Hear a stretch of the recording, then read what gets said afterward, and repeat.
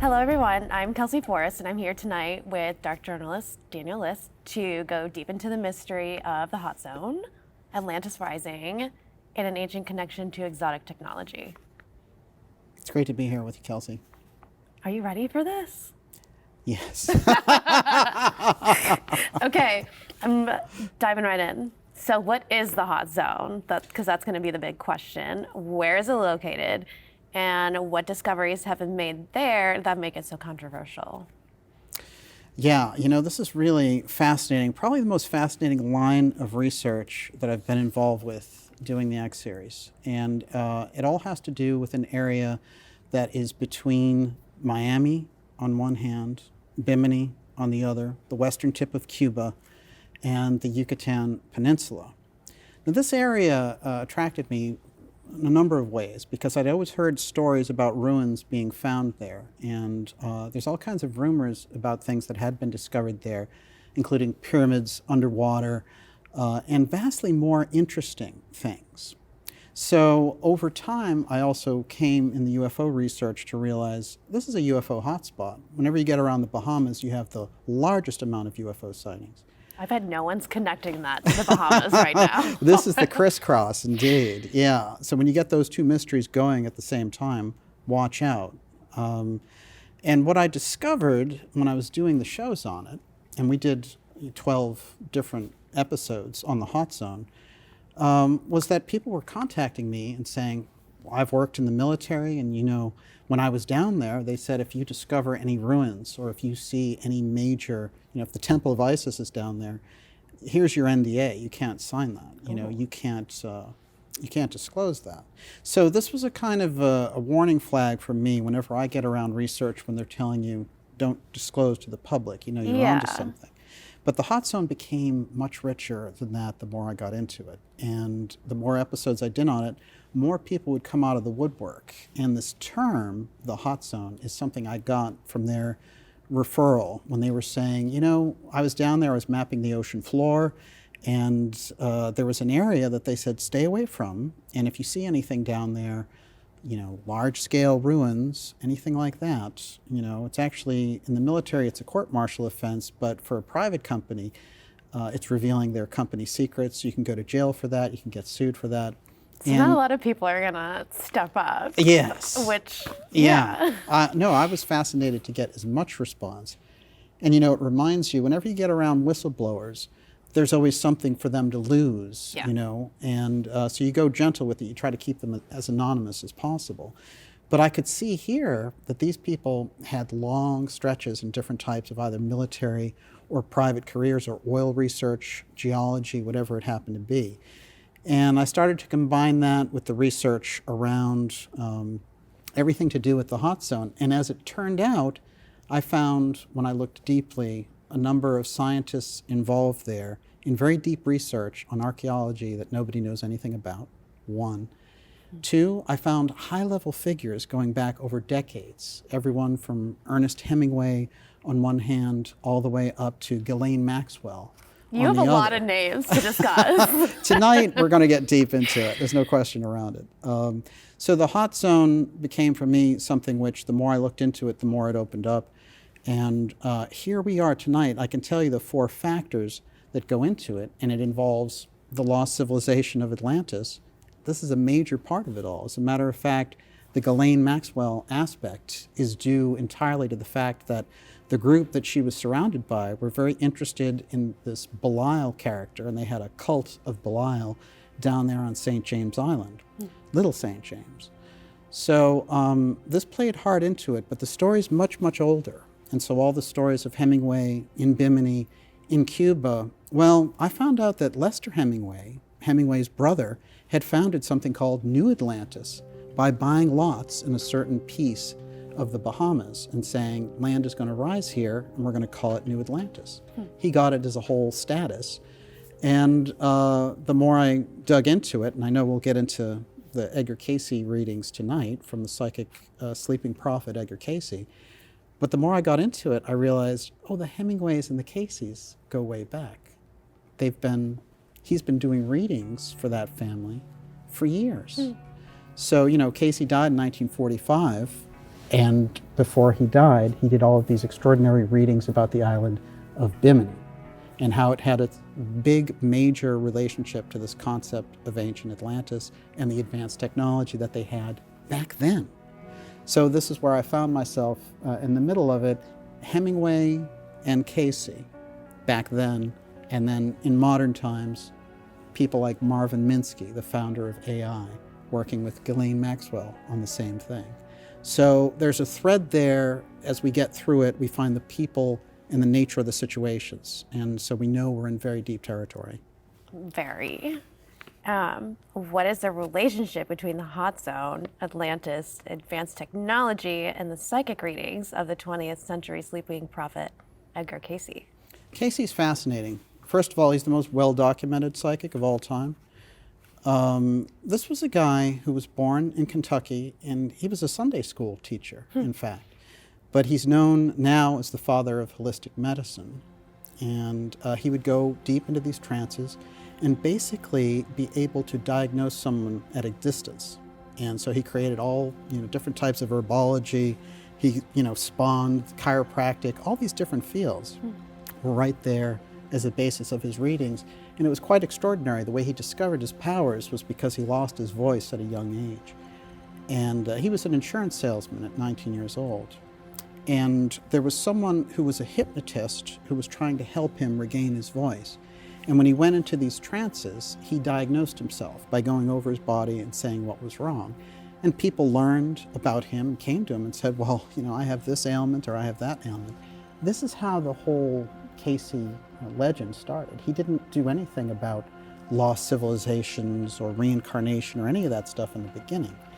And the doctors didn't know what to make of him either. There's a New York Times article from 1910 when he's very young doing these psychic readings. And they're like, we don't know where this guy's getting this information. So it's a very erudite level that he's getting in this psychic trance. Years later, we understand things like, remote viewing and how the government has paid for programs of these psychics to get together, remote view a location and come back and give them the information. Well, Edgar Casey was doing this way before the government even had a program around it. And so at a certain point, he starts to go into retrocognition, going back in time. And he starts to say that there was an advanced past going on way, way far before the traditional history that we're aware of, and that Egypt was a legacy culture, and so on. So now there's a string of researchers who followed up on that, and Casey's dating from the 1920s and 30s is starting to become more and more the standard dating, because in archaeology, things keep getting older. Somehow, Casey, in his trance state, knew this. And he's right in the heart of the hot zone story. That's so interesting. What is the Atlantean Hall of Records and the Twoey Stone in the Casey psychic readings, and how does it fit into the entire investigation? Well, this is fascinating because in Casey's work, he talks about the fact that this ancient advanced culture in Atlantis, and we have Atlantis, I should say, traditionally in the Plato story. He talks all about, well, there was this fabulous continent there, and they were the most advanced, and they came in, and the Athenians kind of had war against them, and they succeeded. And if you go into that Plato story, it's pretty wild, because what happens is the story was passed down by a relative of Plato's named Solon, and he went to Egypt originally and got the story from them. And if you read the actual Timaeus that Plato wrote in that period, he says that Atlantis went down 9,000 years before he's writing, which is around 400 BC. So now we have a date there, 9400 BC, where the destruction of Atlantis happens. So there's a lot of, kind of mythical talk about it. In one day and night it disappeared and the gods were angry with it and this kind of thing. But then if you start to put yourself in the mindset of an advanced culture being there in that period of time, then you start to realize, how would they interpret it by the time you get around to the Greeks? And it's a 9,000-year-old story. You might be using a lot of this, well, the gods, angered. But the Atlanteans were the most superior group, and they had advanced technology, and they ran the planet. That's the way that Plato describes them. So when you get into Casey's readings, when he's going back and tapping into this Atlantean piece, he's saying, Well, the Atlanteans, after they were going down, the continent was going down, they went to different places. They went to Egypt, they went to Peru, they went to Mexico, and they placed halls of records of different types about the experience of the Atlanteans, their technology, their beliefs, and they hid them for future generations. This is where Casey is tapping into it. In the middle of all that is a reference to something called the Twoey Stone. So we'll spell it out here because this is Casey spelling in each reading. It's always in capital letters, so he must have said it loudly. TUAOI. So I went and investigated. It's a very odd word. And I spent some time investigating it. And it came up as a word about stone. So when you say the Twoey Stone, it means people of the stone, people of the crystal, basically. And what he said was that there was a worldwide network that was like an energy network, basically, that these ancient groups had put together, and they used the Twoey Stone in order to do it.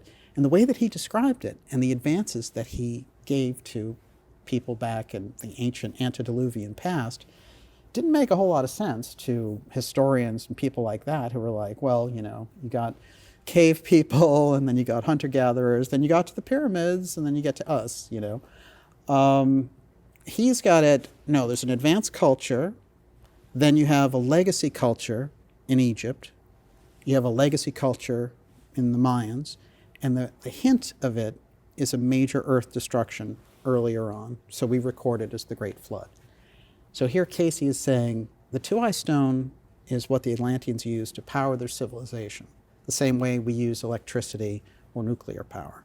And it was by setting the Twoey Stone too high and the whole network too high that brought down the island of Atlantis. This is Casey's story in the 1920s, very early on. But he's saying, look, the major center of Atlantis was right there in the Bahamas, where Bimini is. And that gets us into the next level of where Casey was going as far as Bimini and what he called Poseidia, which was the major center in Atlantis, and these ruins that he predicted that eventually rose and are now called the Bimini Wall, and everyone knows them. They're off the coast. They're an anomaly off of Bimini, but Casey predicted it in 1932. So it leaves us in a strange place. Yeah.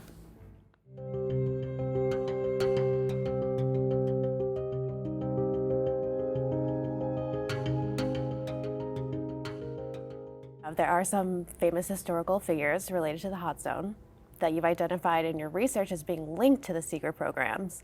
Let's start with the Nobel Prize-winning novelist, Ernest Hemingway. Hemingway, wow. Who knew? He's here. This is pretty incredible. Yeah. What's funny is this is multi-generational with the Hemingway family.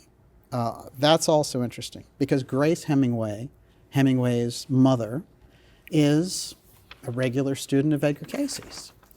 Now, if you go into Hemingway, aside from his legendary novels and all the rest of it, you're going to find two interesting things. Most of his life as an adult, after he came back from Paris and all that, is spent in two places, Bimini and Cuba, both target central in the hot zone. And he grew up in Idaho. But when he's in Cuba, he spends all this time there building up a cachet of research. And what he does is he takes his boat out between Bimini and Cuba, and he goes back and forth, and nobody knows what he's doing. So it's not a fishing boat, this one. He's famous for fishing out there. But he has all this incredible scientific gear on board, and he is surveying the ocean floor. Now, Lester Hemingway, his younger brother, is a newspaper person, and he is in these little submarines going around in the hot zone in the bottom also. So they're putting together a lot of images and information about something that's down there in the hot zone. So Hemingway is getting readings through his mother from Edgar Casey. Casey brings up Bimini and these temples and the ancient culture that's there. And Hemingway moves to Bimini, and he moves to Cuba, which are these areas that Casey is identifying as the former, kind of the highlands, the mountaintop ranges of this lost continent. So now we have this direct tie over, and it's funny to think about the nature of the relationship between the Caseys and the Hemingways, which is something that we brought out in the Hot Zone, in the X series during the Hot Zone episodes. It's never been, nobody had ever mentioned it. And it's funny because if you go back there and look, you're going to find there are letters from Casey's son writing to his mother saying, oh, I'm coming down there to spend some time in Oak Park, Illinois. They're in Virginia Beach. And he's talking about going to Oak Park, Illinois, and spending a month with you. Well, we know when we go to spend time with good friends, you know, we'll spend some time with it. What kind of friends do you have where you spend a month with them? That's pretty close. Yeah. So the Hemingways and the Caseys are like that. Casey's doing the psychic readings. Hemingway has kind of a double life. He is a famous novelist on one hand. On the other hand, there's a lot of intelligence networks, like the Central Intelligence Agency, that regard him as an intelligence network of his own, to the point where his own son, who will become a CIA agent, and Hemingway will be afraid of him in the 50s, him growing up and him being a CIA agent, because Hemingway has something else that's going on. So we find ourselves in the Hot Zone with Casey and with Hemingway now, and this starts to give us some idea that there's something very special going on in this area that we found out is called the Hot Zone. That just keeps building upon. It does. There's so much more. The Hemingway thing is worth, you know, a dozen episodes on its own. Yes. It's quite remarkable. So, what is the mystery school connection of anthroposophist Rudolf Steiner, theosophical leader Helena Blavatsky, to the modern awakening of Atlantis? And what is the possibility that our ancestors possessed advanced technology that we never even knew? Yeah, this is fascinating, isn't it? How much would it change our story if there was advanced technology back there? You know, we know about the pyramids, we know about the Sphinx, and they do all these things, and they're like, you still can't put a credit card between the stones and the pyramid. And they know it's advanced, and they know that they're, you know, the Mayans had advanced astronomy. Where did all that come from? You know, I think about the Piraeus map, and this is by the Turkish admiral, and he has it in 1502. That map that we have now, and there's no doubt about its authenticity, shows the entire globe as if by a satellite. So we know that somebody was operating back there with the ability to look down, and that, you know, it's a very old thing. And it's interesting because they asked him in his own time period, where'd you get this? You know, how'd you do it? And he said, well, this map is old. It's from a monastery, and it actually is from the time before Christ. So they're getting the older, the further back you go, just like in the Egyptian civilization, the more advanced the culture is. That doesn't add up to the traditional evolutionary track. So we're in very different, we have to look at it differently.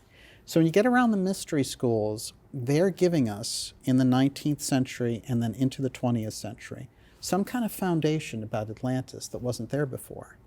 So in Theosophy, Helena Blavatsky is talking about Atlantis, and she's saying, we had an advanced culture back there, it went down, people went to different places, they went to Africa, they went to Iceland, they went to America, and they kept remnants of the story of an advanced culture that existed at one point. Plato's story plays into all that. But they made a really strong emphasis on it. When you get into Steiner's work, he goes even deeper. So he has a book called Cosmic Memory, which talks about how the people who had developed Atlantis, and gets into a cosmology, were reincarnating now, and that they were building the same fast technology situation that blew them up back then. So he's warning about this. Now, somebody could look at him, you know, I mean, this is a guy who's an amazing scholar. He probably could have saved himself the trouble by not getting into these things. But he did, and if you look at his work now, and we're talking about the 1920s again, Steiner's predicting things like the internet for the 21st century. He talks about the eighth sphere, and this thing sounds so much like meta and artificial intelligence that it's like he's looking into the future directly. So there aren't a lot of explanations for how they're doing it, but all of this comes out of that mystery school milieu. And Casey, right on top of it. He comes right after Steiner, right after Blavatsky, and here he is. He does 900 readings on Atlantis, talking about this advanced culture using a two-eye power network around the globe and then destroying their own continent. And that all those stories, after the fact, are remnants. And what we're going to find is that a lot of scientists in the 20th century and now took him very seriously, not publicly, but they did a lot of research on what he was seeing. And we're going to see how this plays off into some of the AI battles that we're looking at right now. There are plenty. Advanced technology, right? Or you say exotic technology. This is exactly, this is the field that we're in now. Who's got the technology and how far ahead of the public is it? This is the nature of the thing we tackled when we were doing the Apotheum episode. Apotheum plays right into the hot zone as well. It's all there. It does. So drilling down further into Casey's cosmology of Atlantis, who are the sons of Belial and the Law of One group? This is fascinating. Casey's story of Atlantis works something like this. There's a group there, the Law of One group, who he calls the Emilius group at times. Why is that? Because Emilius is kind of the founder. He's almost like the Christ figure for the Emilius, the Law of One group. And the Belial plays very much like an evil archetype. So it's kind of like, good Emilius versus evil Belial. And it's very interesting because when we go into some of the rediscovery of Belial by these scientists and the lust for AI and things of this nature, you're going to find that there's a Belial cult that's very active that plays right into some of the research and reporting we've done on Ghislaine Maxwell and Jeffrey Epstein. And they were deep, deep into the cult of Belial. But Casey's story takes us back into this period where the Emilius group developed the two-eye technology. And the way that he describes it is that they interacted with the outer spheres, the higher planes, using the technology. This is what they built it for. And so, you open up your laptop, you talk to an ascended master. I mean, it's this kind of a relationship to the technology. It's got none of the overhangs of war or anything like that. So it's a very peaceful, spiritual technology. As a matter of fact, he said that they used it to communicate with the saintly realm. So, and they trained their priestesses to do it. And, he gives a series of readings in this retrocognitive state going back thousands of years. And you find echoes of it later in the Egyptian culture when they are, doing sun worship and things of this nature. It goes back to this Emilius group. What happens is sometime during that development of Atlantis, the Belial group gets their hands on the technology and they use it for other purposes. They're not the spiritual-minded Emilius group. They use it to, destroy other continents and things like that. There was no peace They're there. dropping bombs, yeah. And what he says is that they take the two-eye power stations and they tune them too high, and it splits the island into 3 islands. Now, this is echoed in the Plato work, so Casey is tapping in here a little bit. And he names the 3 islands Og, Arion, and Poseidia. Poseidia is the one that's in the Bahamas, and this is kind of the focus of our hot zone piece. But those 3 islands are at war, and it's this Law of One group, Emilius group, versus the Belial group, who are using the technology, as a kind of might makes right, as Casey puts it. And we'll read a quote later to pinpoint exactly what Casey had to say about it. But for me, it's very clear that a lot of the echoes that we hear later about groups coming down, raining things down from the sky, could very well be a group back then that had an advanced technology that was doing firebombing and all the rest of it. And it comes back to us as a myth of, here's a Hindu myth of them throwing lightning bolts from the sky or something like that. Well, in India they talk about the Vimanas, and those are flying machines, and there's no explanation for why they have records like that. So somebody has the technology back there. And I think that's where this goes. Another example I'll use is the Nazca Lines. And the Nazca Lines, if you are flying over Nazca in Peru, they can only be seen from the air. So we didn't even see these until, modern times when we had flight. Before that, they could only, you could walk around them. You wouldn't even notice it. What happened, and it's interesting, is they realized, oh yeah, we can see these amazing things. This spider motif, this monkey, this bird, these unusual figures, but we can only see them from the air. So they're meant to be seen from the air. So somebody is operating flight. There's no question about it. And we didn't even discover or rediscover flight until the Wright brothers, technically. Mm-hmm. So therefore, if you have that kind of technology back there, then there's a missing chapter in all of this. That's why when you get around the hot zone, there's a lot of intrigue involved. Some of it's geopolitical, and some of it has to do with the basis of the human origin story. Maybe it's a lot different than Sumeria, 6000 BC, and all the rest of it.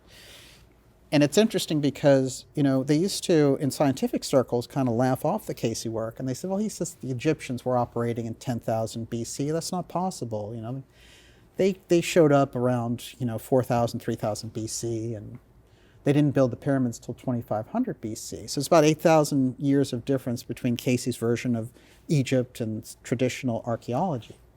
Well, in the last 10 years, they've discovered Göbekli Tepe in Turkey. And guess what? It's 10,000 BC, so it's 12,000 years old. It's well developed, it's a whole culture, and it's in Turkey, which is pretty close to Egypt last time that I checked. So therefore, all of these things that we've grown up with, the traditional dating systems, keep getting pushed back. And Casey's work keeps getting more and more validated, which means what he's saying about Atlantis, if we take a look at it, the advanced technology existed back then. So we have a real conundrum, which is how did it go from super advanced to super primitive? And how does that bring us around to smart old us with nuclear missiles and Wi-Fi and AI? Yeah. Well, yeah, most recently AI.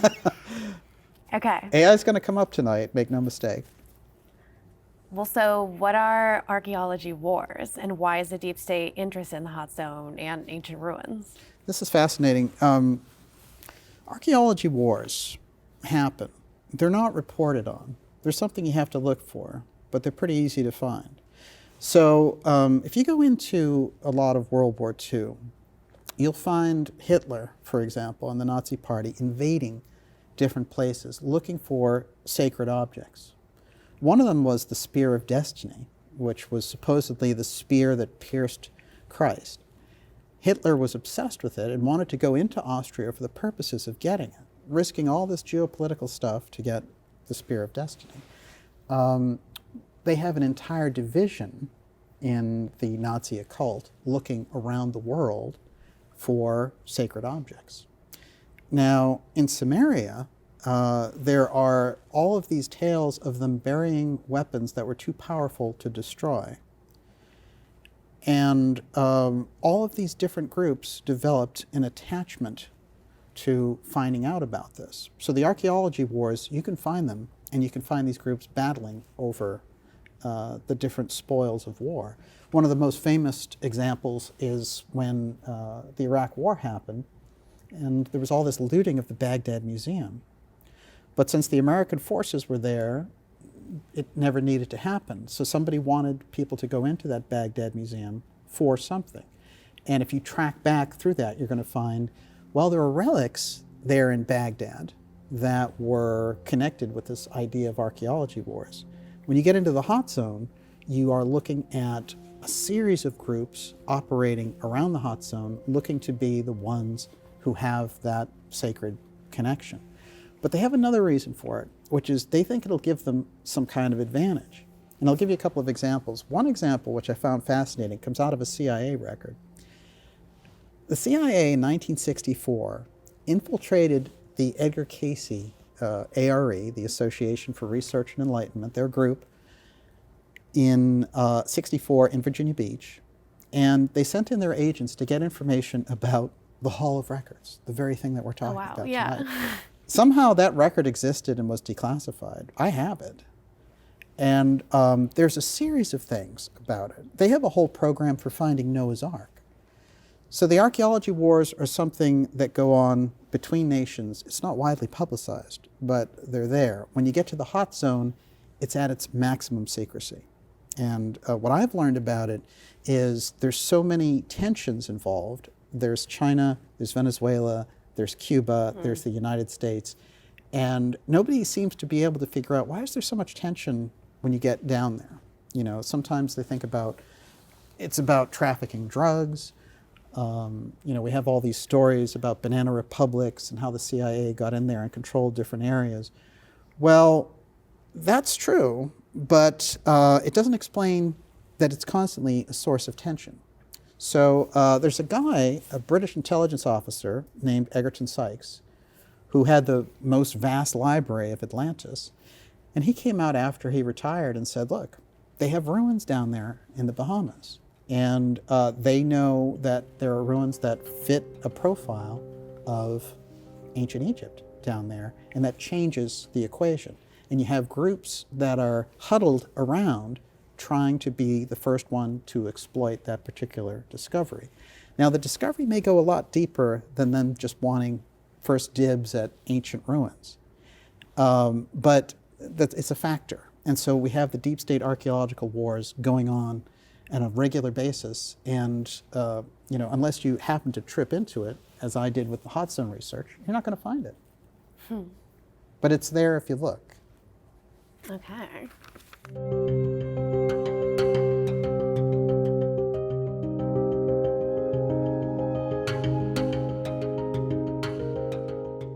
Well, so this is my big question. Yes.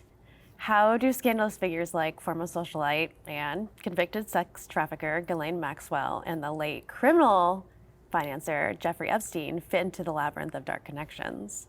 This was probably the most amazing aspect when I got into the hot zone research, when these characters were popping up. What is going on? And I got lucky. I'll tell you how I got lucky. So a big part of this case, and of course, you know, the case of Ghislaine Maxwell and Jeffrey Epstein, you know, Epstein didn't kill himself and all the rest of it. They were involved in this heavy duty, on the surface, sex trafficking ring, blackmail, etc. But if you go even a half-inch deep, you can see it's already about something more than that. Because her dad ran for many years scientific publication and a publishing house, and they raised billions of dollars for things like research on Atlantis, for example, and published books on the seafloor around Bimini, things of this nature. So right off the bat, I knew we were into something. But sometimes when you're doing research, you get a break. And I got a tremendous break when Virginia Giuffre's testimony against Prince Andrew came out. Now, she was one of the people who the Epstein-Maxwell team trafficked. And one of the figures they trafficked to was Prince Andrew. It's a public trial, and he ended up paying money for it to go away, or loaning money from the king, as it were.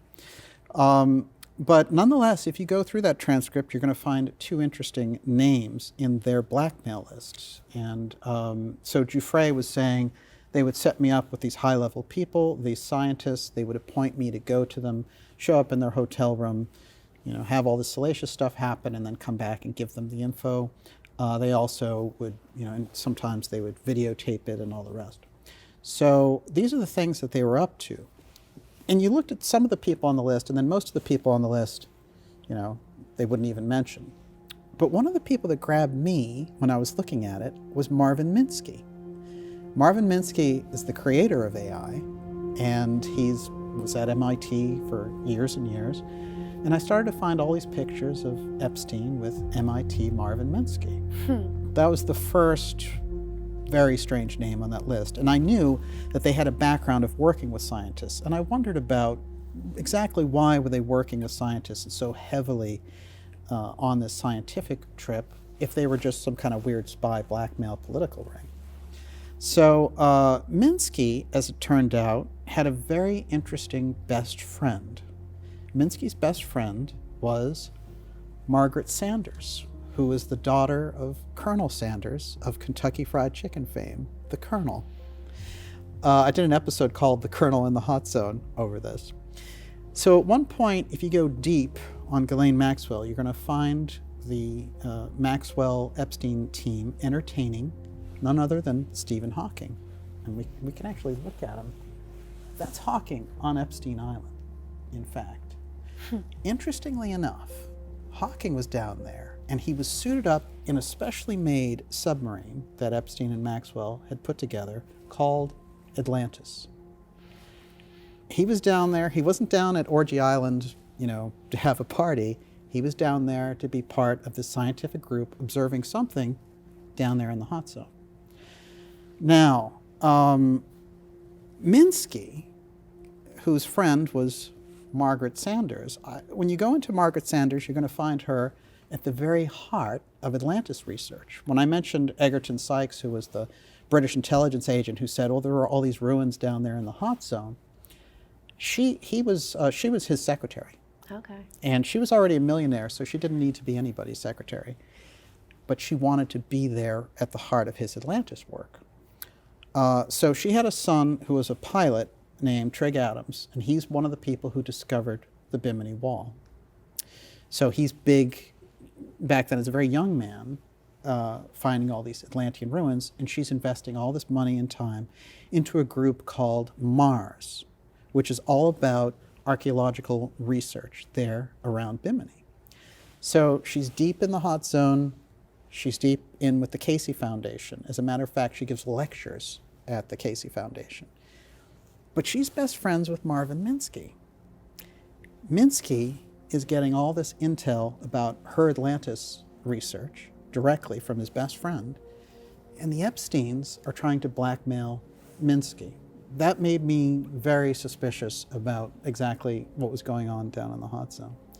The next thing that opened up around Margaret Sanders and Minsky, if you go into that Virginia Giuffre testimony again, which was her testimony about what the Epstein Maxwell team did to have her do all this stuff with Prince Andrew, in that court case, you're going to find on record her saying, well, one of the people that they targeted was Alexandra Cousteau.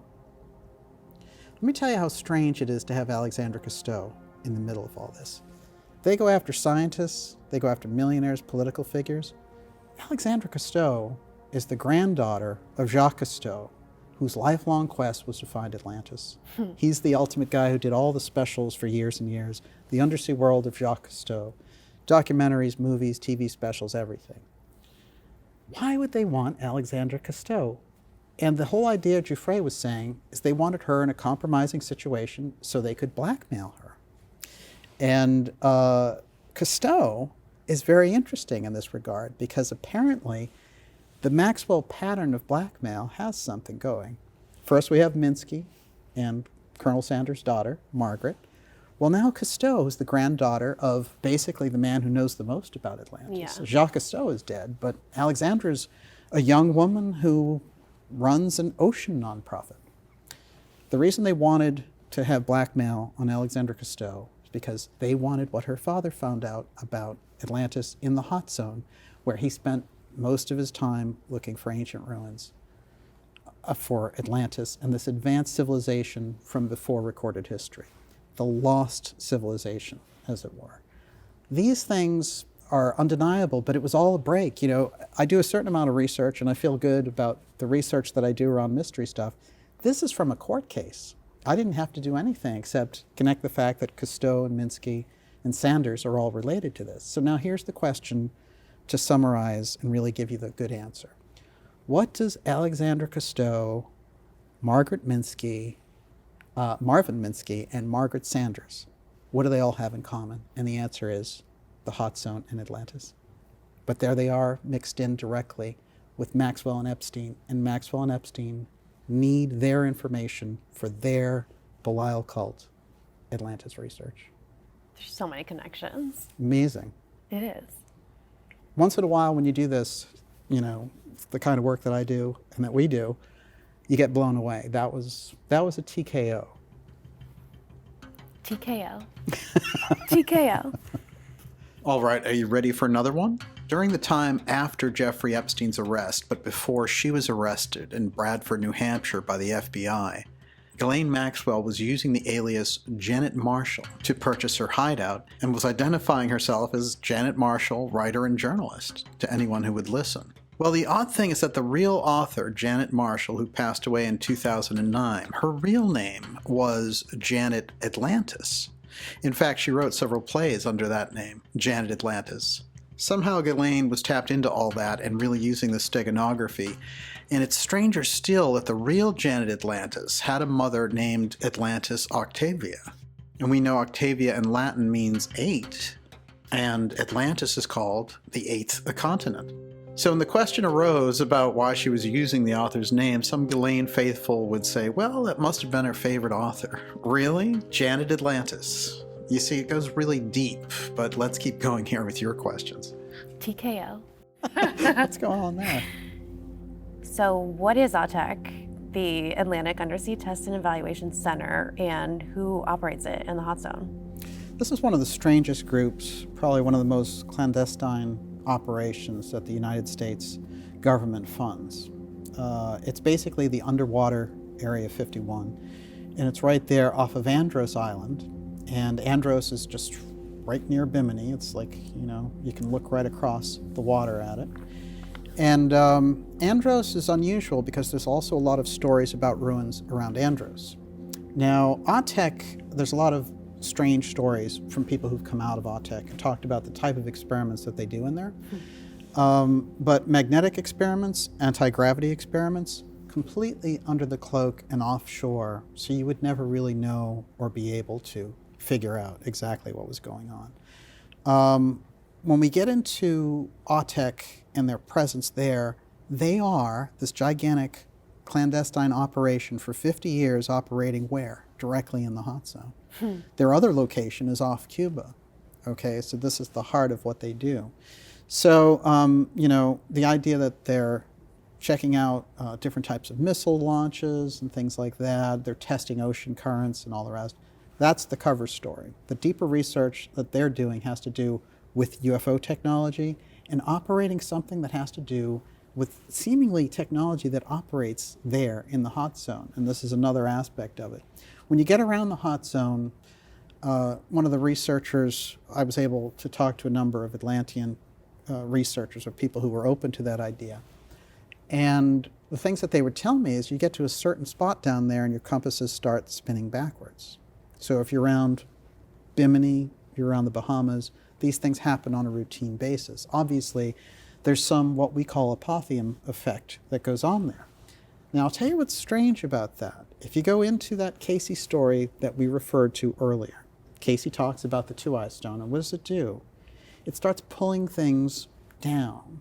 That's the Casey story, that originally they used it to fly things, and that they used it as a power station. At a certain point, it goes into reverse, and it starts pulling things down, including the landmass. So there's something about that area that has the same type of unusual physics signature that we see around the UFO file or X technology. The UFO file, when you get around ATEC, they have all these sightings down there. So the question could be, are they reverse engineering the UFO technology and operating it down there? Is that why the Bahamas and Bimini have the highest incidence of UFO sightings anywhere else in the world, except for, New Mexico and Arizona? And, we have Area 51 and White Sands and all that over there. Okay, you can see it. But in the Bahamas, they're so common in Bimini that they call them fireflies. Oh, wow. So, yeah, you're deep into it. ATEC is the major center for their development, and they operate under a total cloak of secrecy. So when you get around ATEC, you're very close to that breakaway aspect of the technology. And for my opinion on it, when looking at ATEC, is that they're operating directly with those two factors that are involved in UFO file research. The two factors are this reality distortion physics of apotheum on one hand, and the development of advanced technology on the other. I have so many more questions. Not a place you'd want to visit. No.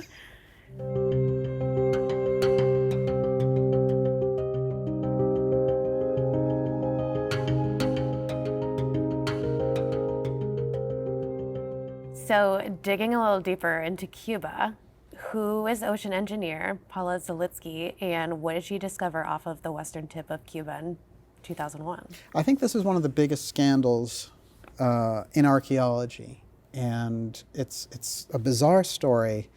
And I've communicated with Paulina. She is a very interesting person, and she has a very interesting career going all the way back to the Soviet Union and defecting from the Soviet Union, from them bringing her to Cuba in the 60s, going to Canada, starting her own company, and then Fidel Castro hiring her to map the ocean floor, supposedly looking for, this is a very interesting code word, Spanish galleons. And I should say at this point, Spanish galleons are, they're kind of that very interesting code word, because you can be looking for anything, and you say, well, I'm looking for Spanish galleons because they're known to have all these different wrecks. But if a government goes down there and they don't want the public to know that they're doing all this research about an ancient culture that they haven't fessed up to, then they're going to say, we're looking for Spanish galleons. So Spanish galleons becomes that interesting. You'll find it pop up more and more as a cover term as we go. So Paulina, she had this very interesting background. And Castro had said, I want you to come down here off the coast of Cuba and look for Spanish galleons for me. So she took her group down there, exactly, and took us into this whole kind of strange story that begins with her finding a metropolis, not just one structure, not just the Bimini Road, but an actual entire metropolis of ancient artifacts off the western tip. So she sends those submersibles down and she's doing interviews. It's starting to hit places like the New York Times, like the Washington Post. And she says, oh yeah, they're like pyramids and they have this, hieroglyphs on them. And the person is like, oh, they're like, the reporter's saying, are they Egyptian hieroglyphs? Is that what you're talking about? And she says, no, they're like Mayan hieroglyphs and like Mayan pyramids. The whole thing looks like a Mayan city. So the story starts to hit. Everyone's like, did she find Atlantis? The mother lode and all the rest of it. Well, very strangely, Castro and the Cuban Navy boots her in the middle of all this research, boots her out. And she goes to Mexico as part of leaving there. And they grab her in Mexico on a phony charge of spying on some company or some nonsense. Keep her in a Mexican jail for 30 days to scare the bejesus out of her. And she escapes eventually. They let her go, but with a warning like, we don't want you and we don't want you, what you know about the hot zone, just get out. She goes back to Canada. The story, archaeology drops the ball. The New York Times, the Washington Post, who had to cover it because the original stories came out of Cuba, it was already hitting worldwide, there was nothing they could do about it. They just stopped paying attention. However, she had video, photography, witness statements, the whole bit. And that entire city that she found off of Cuba is exactly what the types of things that Casey said would be found there.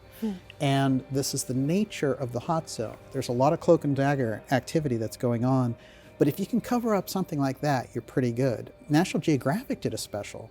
When it originally came out, they thought, we're going to have to deal with this. Well, everybody got shunted off of it.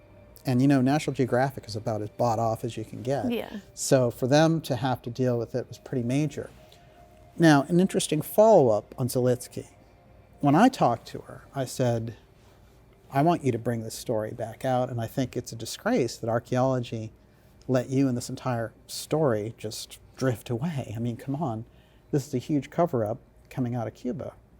And she said, I don't think you can ever change, basically. And she said, I'll think about it, And we haven't been able to connect in that way. But I still hope that she will come forward with the rest of her discoveries. By the way, she put a lot on the record already, which fits exactly the story that we're talking here about the hot zone. And one of the images of the city that she found, I can show you actually right now. There it is. I mean, that's pretty extraordinary. Yeah. And she has an incredible scientific background. There are a number of sonar images like this. She had deep sea submersibles.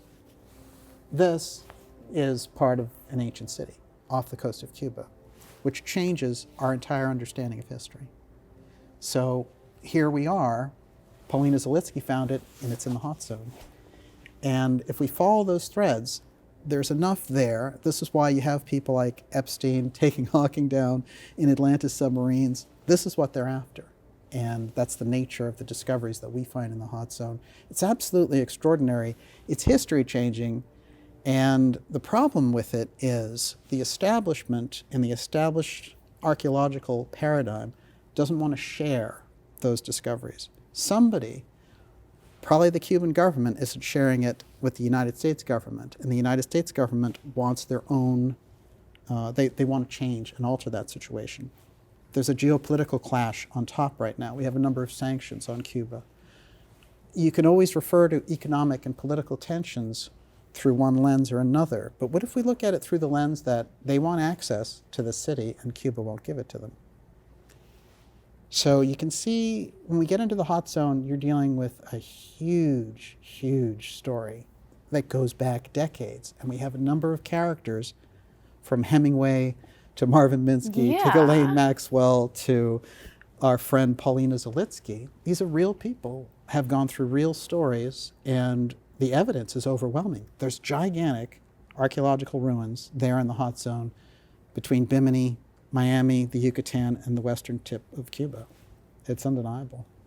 That's insane. It is. I agree. Okay. So the anti-gravity scientist, Thomas Townsend Brown, figures heavily into your research on the UFO file in the hot zone. What is his connection to all of these secret discoveries? So Thomas Townsend Brown is probably that one figure that pulls in advanced technology, the UFO file, and the hot zone, all in one thing. And it is through my conversations with his daughter over the years that I've been able to glean things that aren't in books in relation to him. Some of the things that we know about him also relate directly to the hot zone. First off, he developed the Brown-Byfield effect. And this is a very interesting thing in physics where it's all about these different fields of magnetism. And he's well known for picking that up in his 20s, which is quite remarkable. Now, the Navy wanted him, and they pulled him in, and they bring him over to Cuba in 1930. Now, just as he gets there, an earthquake happens, a massive earthquake in Cuba. That's the first oddness. The second thing is, instead of having his normal mission, they say, we want you to go out to this yacht called the Caroline. It's just hanging there offshore, and meet this gentleman, and he's going to tell you some things. So T.T. Brown goes out there, and according to his daughter, the first thing this guy who's on the Caroline yacht shows him is the original copy of Alice in Wonderland. And it's in this glass casing, and T.T. Brown is like, this is fascinating. I'd like to look at it. Why is it sort of locked up in this glass case, just to preserve it?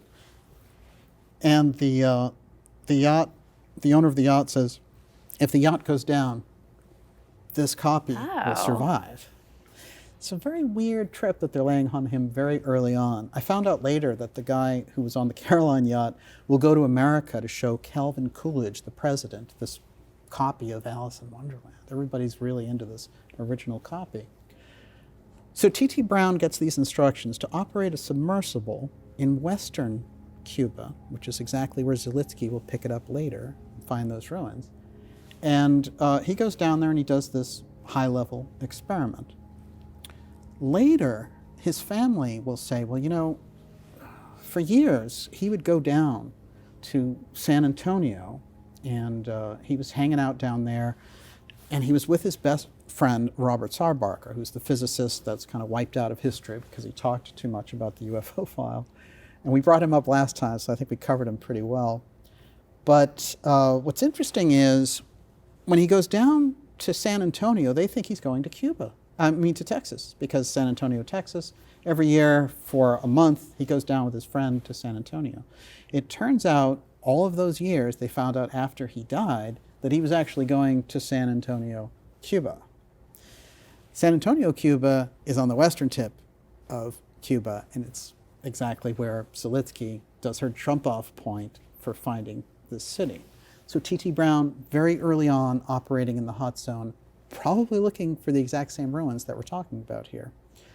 One of the other things she told me is that he liked studying the very white, fine sand in San Antonio, Cuba. So T.T. Brown brings in a number of different things, and I'll run through them quickly. He's a big part of the Philadelphia experiment, one. Two, there's a big thing associated with him called the acoustic fan. And the acoustic fan is a strange development that he made.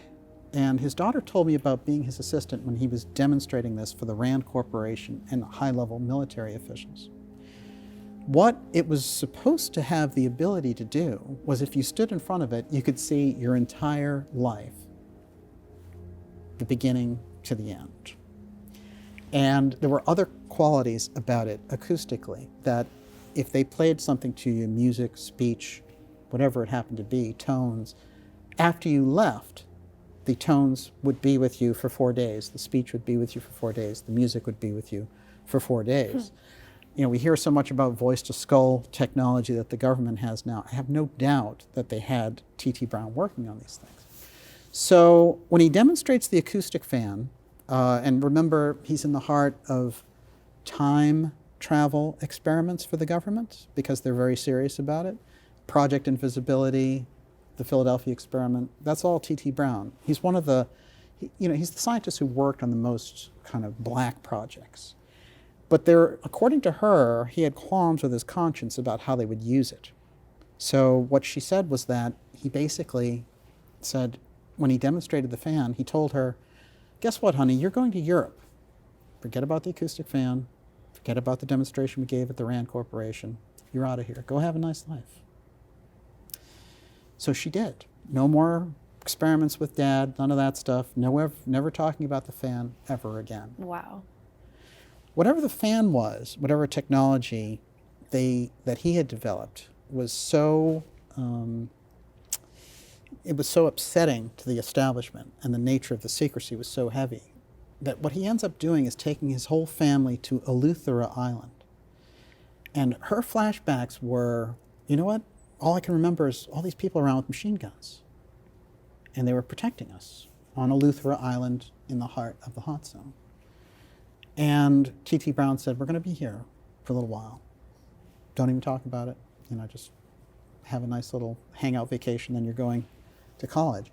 So whatever it was that Brown unleashed in the middle of his technology, he didn't want them to use. And the groups that were involved, it's like the groups that I've identified, like X-Protect, who wanted to use it for other purposes. He didn't want to go any further in the research, and obviously they threatened him. He took off.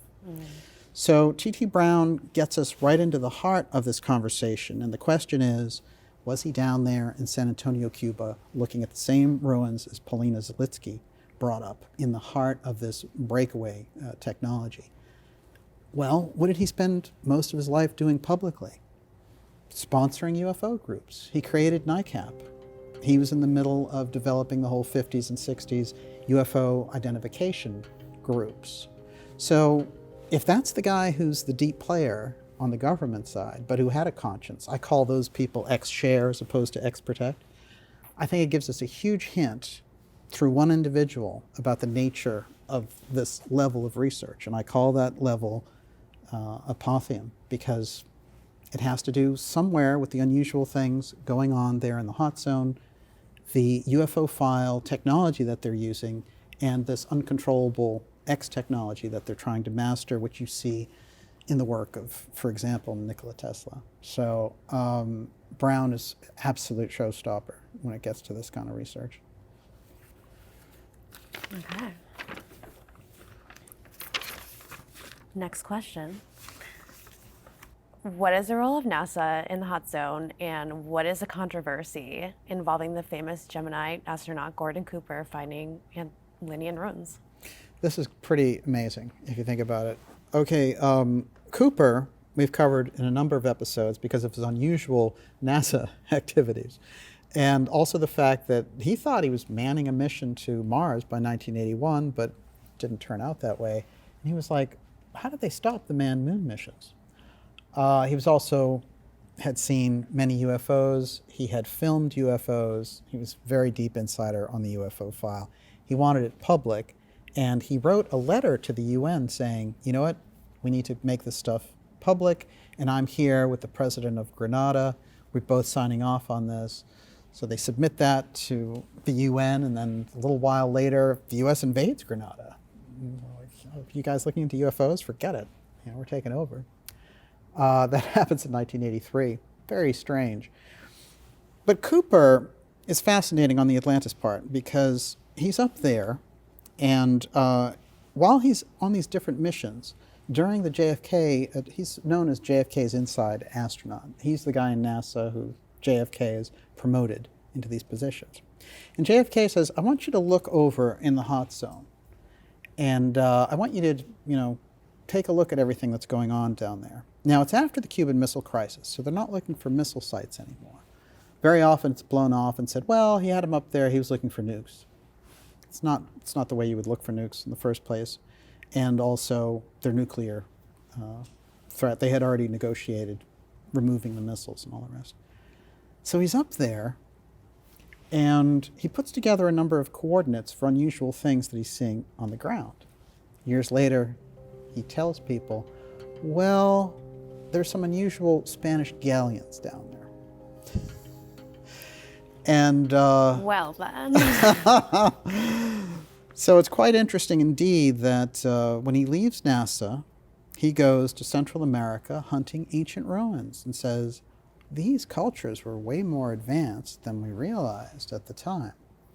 Now, Discovery Channel, this guy who was a researcher named Miklos, said, I knew him and my dad knew him, and he gave me his secret notes about the coordinates that he kept, and we're going to go looking for these Spanish galleons. Remember Spanish galleons. So they made a whole show out of it called Cooper's Treasures, about them looking for this stuff.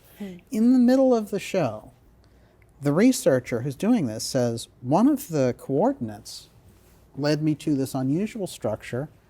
I think this is a UFO underwater in the hot zone in the Bahamas. And they have pictures of it. It's a very unusual structure that's under there that he's identified, whatever it is. But apparently, this was one of the structures that Cooper saw when he was flying around in that craft originally. The person who sent him up there was John F. Kennedy.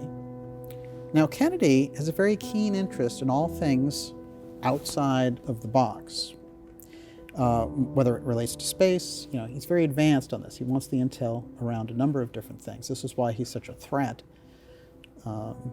beyond his political activities.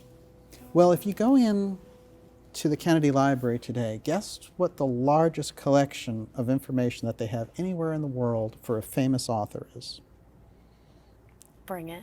Ernest Hemingway. Now, here's an interesting thing. How did that happen? If you go and look for an Ernest Hemingway museum, you're going to find it. It's all in the JFK Library here. And I've been there and spent many hours there going through all of that. Now, very interestingly, in short, JFK, very early on, was part of naval intelligence. And also Hemingway was part of naval intelligence, very early on. The idea of an exchange there and the amount of how Cuba impacted their lives, I found very interesting as a crossover. So I went looking into how all that stuff from Hemingway got to the library. And it's very interesting because there's a whole thing about his widow saying all of the stuff that we had to abandon in Cuba, it's in our house, our villa there, Finca Vieja. So there's a document that comes out in 2015, and it says, Kennedy gets together with Ed Lansdale, the Attorney General, Robert Kennedy, his brother, and the director of the Central Intelligence Agency. And he says, we need to do this national security incident inside Finca Vieja. And you go to all these Kennedy historians, and they're like, we don't know anything about a national security incident inside of Hemingway's place. What are you talking about? If you dig through that story, you find that Kennedy risked everything to get what was in Hemingway's vault out of Cuba.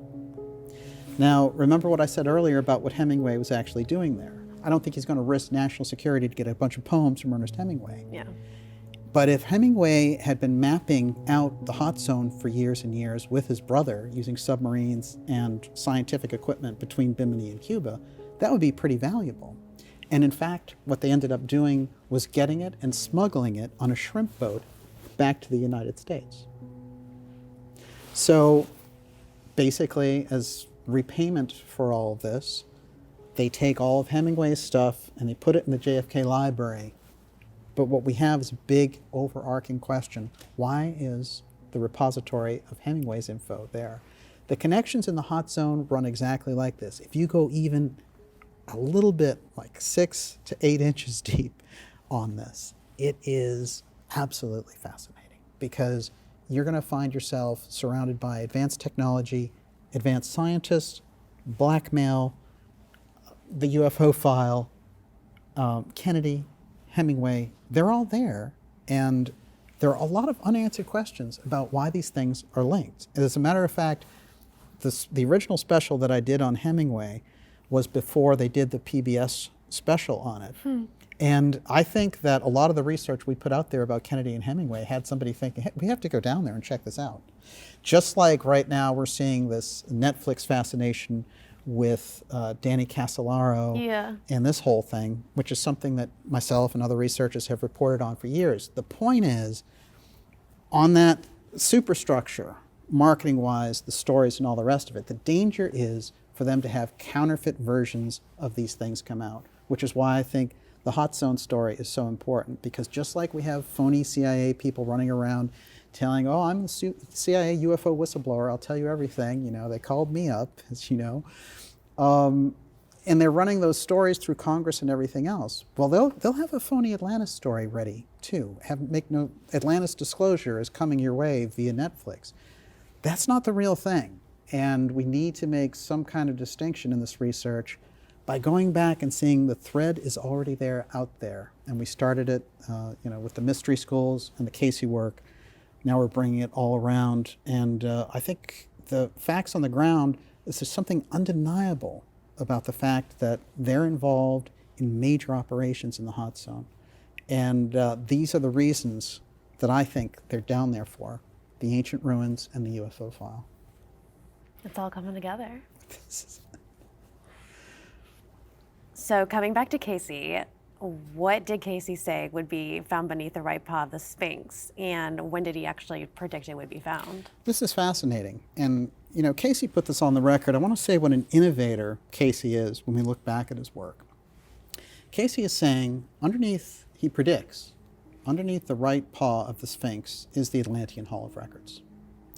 So somehow in the setup of that structure, which he says is 10,500 years old, not 2,500 years old. There's 8,000 years of difference there. And he said the fleeing Atlanteans came in and deposited their information about the Twoey Stone, their information about the entire history of the Atlantean culture, and that Egypt was a legacy culture of Atlantis. Well, interestingly enough, the people who directed the Giza complex, if you go back into their histories a little bit, Giza in Egypt, which are the pyramids and the Sphinx. And I call this Giza Gate because they were originally part of the Casey Foundation. Oh, okay. Zahi Hawass and Mark Lehner. And Lehner was somebody that was a high school dropout that the Casey Foundation was like, hey, we'll put you through college, you can be our man in Cairo. And he went through it, he went, University of Chicago, all this elite stuff. They put him over there. And he's there for a little while, and then suddenly he becomes the guy who says, there's no such thing as a Hall of Records. It's traditional archaeological dating all the way. These other researchers are wrong. Now, a guy named Robert Schoch comes out. He's a geologist, and he says, you know what? There's weather watering on the Sphinx that comes from rain, and they haven't had rain since 10,500 BC, which is exactly where Casey places it loosely, Plato places it, the mystery schools, they all have it back there. Well, here's geological proof. What do they do with that guy? They ban him from the Giza complex. And then Zahi Hawass, who the Casey Foundation helped put through school also, he becomes part of the Mubarak government at the time, corrupt regime, which is eventually thrown out, and that's why you have a military dictatorship now in Egypt. He kicks people who are researching this off the Giza Plateau. He discourages it and says, oh, there is no Hall of Records, it's just built by Egyptians. And they go absolutely psychotic trying to keep people away from this story. But at the same time, they accept money, do lectures at, and were sponsored by the Casey Foundation originally. So while making fun of that in the public surface, these are the guys who are the greatest recipients of Casey's organization. So, and you could say that the Casey organization are suckers for paying these guys money when they publicly disparage Casey's work, and they block people from getting to the bottom of it. But apparently the Casey people think at one point, these guys will actually help us out. Well, Lehner retired. He's here. He's at, Boston University. Oh, wow. And Zahi Hawass, National Geographic and all that kind of stuff. The point really is that the Hall of Records being there under the Sphinx, Casey's story is simple. The Atlanteans, when they fled, they placed their records there in Egypt, but they also placed them off the coast of Bimini. It wasn't the coast then. And they placed them in a temple there, and they placed them in Yucatan. So the other two major hotspots that we talk about in relation to the hot zone, off the coast of Bimini, the Yucatan. Both of them are right there in the hot zone, and they are the other two places of the Hall of Records. So if you don't get them at the Sphinx, because they've blocked off the Sphinx from serious research, those other two are available. That's another reason why the hot zone is such a geopolitical tension spot, because when you get into it, again, you're talking about the same piece of information. These archaeology wars stretch out over continents. So Casey says, hey, the records are the same in all three places, under the Sphinx, off the coast of Bimini, and in the Yucatan. Well, we have 2 out of 3 we can check. I'm ready for it. It's fascinating, like you said. Okay. So how does the concept of land rising and a pole shift relate to the potential discovery of the advanced lost civilization of Atlantis? This is fascinating, and it's the crux, really, of what we've been talking about. Because the reason all these scientists are involved, the reason all of these elite subterranean groups are involved, the clandestine operations, all relate to the fact that in the heart of this research of the mystery schools, Casey and the hot zone, it's all about land rising. It's the whole reason why we can see those ruins now, is because that land is rising. You hear a lot in the media about coasts rising, and you're going to be underwater on this coast, and we have this climate issue and all the rest. Well, in tandem with that is actual land rising. You don't hear much about that, because if land rises, for example, in the Atlantic Ocean, it's international waters. It's anybody's game. Les Hemingway, when he bought lots in the Atlantic Ocean, set up New Atlantis for a period there before it was destroyed and the government said, get out of there and don't do that. He thought these people were plugged into that story of land rising also. I found out that John Lennon bought lots in the Atlantic Ocean because he thought land was rising there. And when it rises, what happens? It's wide open. It's a free country, basically. It's anybody's ball game. So if this stuff is already rising, they are already on top of it. So who's observing? Who would be the people observing that? Stephen Hawking was down there, the late Stephen Hawking. Epstein with his scientists and all the rest. What are they doing down there? They're watching the land rising, and when it rises, what does it reveal? An ancient past that we know nothing about. But land rising is connected with the idea of a pole shift. And what they are thinking is that just as Atlantis went down because of a massive natural destruction, that we are going to face the same type of thing, and they want to be well positioned for it. That's why the scientific part is so key. That's why blackmailing scientists or people like Alexandre Cousteau figures into this picture. So for me, land rising is a key aspect to understanding. Land rising and the pole shift, now we understand their motivation quite well. So Daniel, putting it all together, what can we expect to be revealed based on your Hot Zone Atlantis stenography research that will change our entire understanding of our ancient past and literally change history, entire history? This is really quite fascinating, because if we become aware of the fact that we were already an advanced culture, that culture destroyed itself, and that we are the remnants of that, went through our own dark ages, and we rediscover it. There's a lot of suggestions that things like the pyramids and other structures that are so advanced are an ancient advanced culture communicating with mathematics, geometry, and all the rest of it, not through language, but saying, well, at some point in the future, a culture will come along, they'll have discovered what we did, and this is our way of communicating with them. But for me, the idea of Atlantis, sometimes people say, well, the idea of aliens or UFOs would be the biggest story that humanity ever faced. It's actually not true.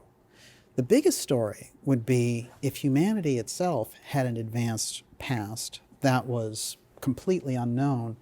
And as Graham Hancock, who's a researcher that we've had up here talking about Atlantis, says, one of his famous quotes is, "We're a culture with amnesia."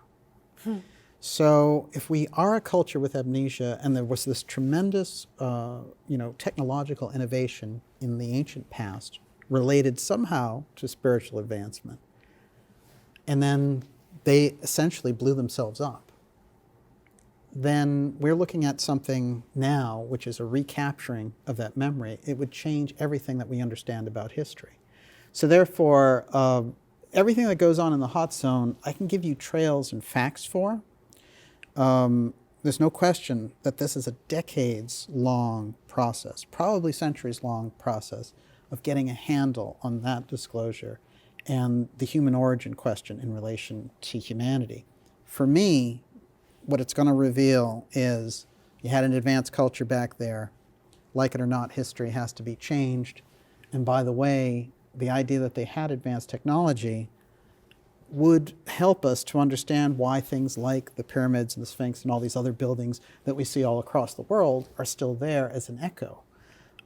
So it's probably the kind of research that you could do in a number of different places. But if you're in the Hot Zone, to me, you're at the apex of where the nature of this thing is going to be revealed. And they know it. That's why those scientists were involved. That's why we've seen this tapestry of individuals involved in looking for this information. And they've utilized what? Psychic information, remote viewing, advanced technology, AUTech, the UFO file, remote viewing. This is how important this is to them. So I think if we as a culture get on the same page, we can beat the whole misinformation streak that's going to come from the establishment on this. And for me, that's a dramatic difference as far as the future is concerned. So Atlantis, in terms of the research that I've done, is absolutely a reality. I think the mystery schools and the Casey work and all the rest were trying to give us that heads up, like, as a culture, take a look into this because it's important. All the signs were there. Exactly. I mean, so the mystery just gets deeper. I would agree with you. Absolutely.